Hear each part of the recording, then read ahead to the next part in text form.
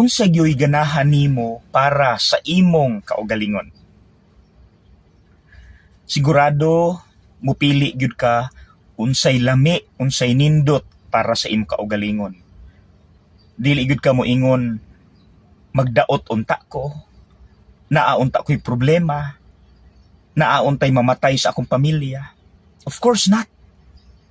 Pero mga igsuon at this point, kinahanglan tang mo transcend, kinahanglan tang mo go beyond, mulatas sa unsay makita lang sa atong mga mata. Because many times dili pariha ang atong huna-huna og kasing-kasing sa unsay naa sa huna-huna og kasing-kasing sa Dios.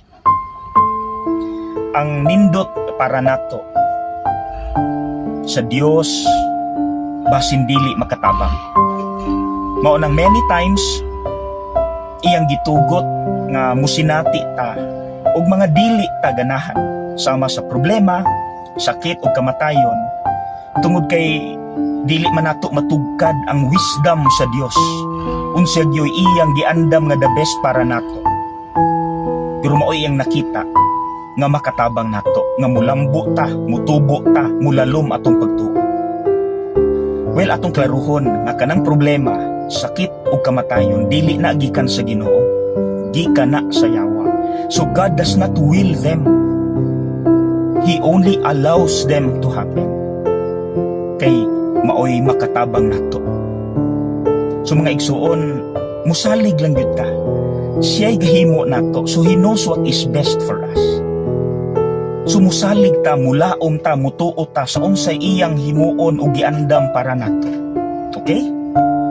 He knows what is best. He knows when the right time is. Siya na'y bahala. Ug sa giingon sa Ebanghelyo karong adlaw, your joy will soon be complete. Your joy will be complete. Mahitabo na kay dili bakakon ang Dios. Muabot ug muabot ra gyud ang kalipay nga ato gyung gipangandoy.